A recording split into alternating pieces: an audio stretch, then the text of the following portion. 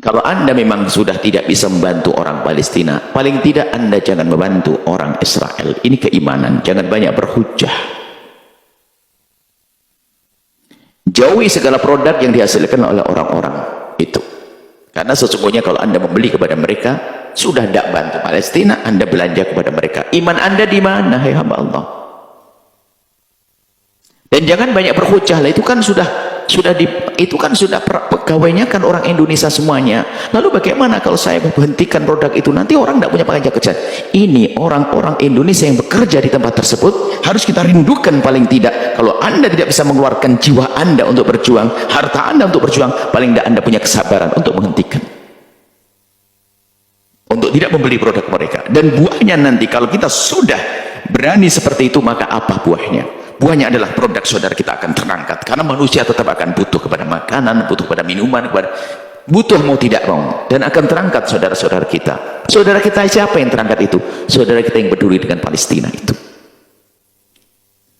Dan memang harus sedikit dijelaskan, perlu dijelaskan tentang produk musuh kita itu ada 3, paling tidak ada 2 produk atau 3. Yang pertama, produk yang kita pasti boleh beli dari mereka, yaitu apa? Untuk berperang. Kita boleh membeli senjata karena mereka telah menembak kita, sementara kita tidak punya tembakan. Saya akan beli senjata dari mereka dengan bermacam-macam cara untuk menembak mereka. Maka untuk bersaing dalam peperangan kita sah. Atau yang kedua adalah untuk bersaing dalam pergulatan ini, percaturan dunia ini, teknologi segala macam. Kita bisa menggunakan produk mereka karena memang apa? Kita belum punya, belum ada di tempat kita yang sesuai supaya kita tidak kalah terus dalam dunia ini. Teknologi-teknologi kita bisa mengambil milik mereka jika memang tujuannya adalah untuk melawan teknologi mereka. Sebab kita tidak akan mampu. Misalnya, adapun yang ketiga adalah produk yang Anda sendiri punya, tetangga Anda punya, urusan air, urusan susu, urusan kerupuk. Masa beli kerupuk aja harus nyumbang ke Israel? Anda ini bagaimana? Beli air saja nyumbang ke Israel, lebih baik haus. Anda jangan berhujjah, hai hamba Allah, dalam hal ini. Anda sudah waktunya membeli air tetangga Anda hari ini. Anda sudah waktunya beli produk tetangga Anda, saudara Anda.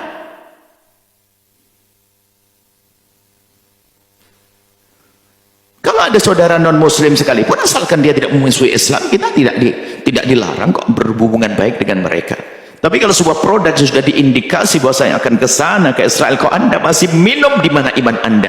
Bisa jadi satu wadah minuman atau apapun yang Anda beli itu jadi peluru yang akan ditembakkan kepada orang Islam. Ini harus ada keimanan. Yang jadi masalah adalah keroposnya iman. Jangankan dalam dunia yang seluas, yang dunia lebih luas, di dalam dunia peperangan, di saat berperang pun ada yang berkhianat kok.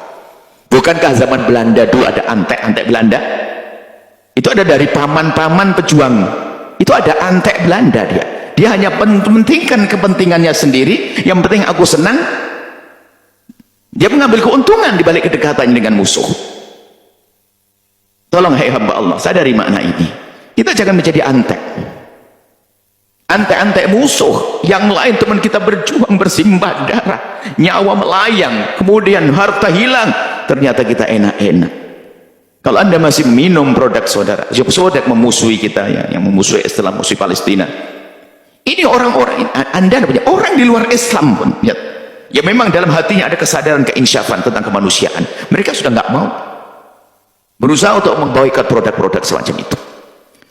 Ini mana iman, wahai hamba Allah. Jangan banyak berhujjah. Loh, itu kan aku punya toko, sudah terlanjur punya toko, karyanya banyak dan produknya isinya mereka semuanya, milik mereka semuanya. Kalau saya tutup karya gimana? Saudara Anda bukan tidak punya produk, langsung hentikan, ganti produk saudara Anda. Ini perlu jihad. Kalau pada zaman Belanda dulu kan ada antek terang-terangan, ya kan? Langsung memihak kepada Belanda, jadi mata-mata dan sebagainya. Na'udzubillah. Waduh, semuanya kan benci. Jangan sampai kita menjadi antek halus. Antek halus, tidak pernah peduli kepada urusan orang Palestina.